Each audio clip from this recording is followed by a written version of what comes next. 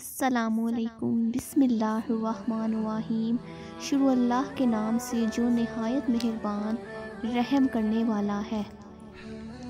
رجب میں ایک رات ایسی ہے کہ اس میں نیک عمل کرنے والے کو 100 سال کی نیکیوں کا ثواب ملتا ہے، اور وہ رجب کی 27ویں رات ہے۔ جو کوئی اس میں 12 رکعت اس طرح پڑھے کہ ہر رکعت میں سورہ فاتحہ کے بعد کوئی بھی ایک سورت، اور 2 رکعت پر صرف اتحیات پڑھے، سلام نہ پھیرے، اس طریقے سے 12 رکعت کے بعد سلام پھیرے، اس کے بعد یہ تسبیح پڑھے 100 مرتبہ سبحان اللہ والحمدللہ ولا الہ الا واللہ اکبر، 100 مرتبہ استغفر اللہ، 100 مرتبہ درود پاک۔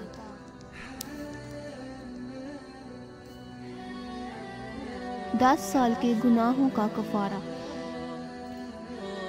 ہمارے نبی صلی اللہ علیہ وآلہ وسلم کے فرمان کا مفہوم ہے کہ رجب کو مجھے نبوت عطا ہوئی، جو اس دن کا روزہ رکھے اور افطار کے وقت دعا کرے 10 سال کے گناہوں کا کفارہ ہے۔ اس کے علاوہ اس رات زیادہ سے زیادہ پہلے کی قضا نمازیں بھی ادا کریں، صلاۃ تسبیح پڑھیں، قرآن پاک کی تلاوت کریں، ذکر الہی کیجیے، زیادہ سے زیادہ درود پاک پڑھیے اور بے شمار دعائیں کیجیے، اور روزہ ضرور رکھیں۔ اشراق اور چاشت بھی ادا کیجیے، ہو سکے تو سورہ بقرہ کی آخری 2 آیت زیادہ سے زیادہ پڑھ کر دعائیں مانگیں۔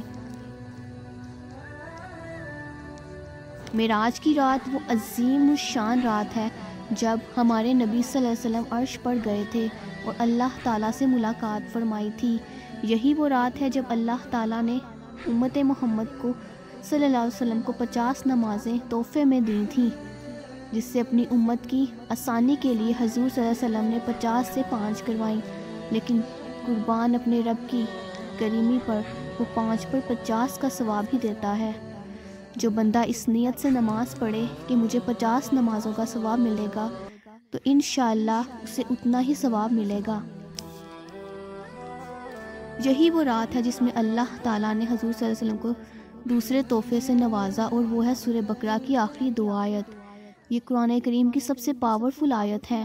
آپ خود سوچیں نا اس کی کیسی برکات ہوں گی کہ یہ خود اللہ تعالیٰ نے اپنے محبوب کو تحفے کے طور پر عطا فرمائیں، ورنہ پورے قرآن کریم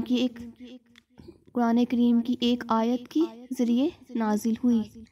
ہر نماز کے بعد انہی آیت مبارکوں کو پڑھ کر دعا کیجیے گا، انشاءاللہ دعائیں قبول ہوں گی۔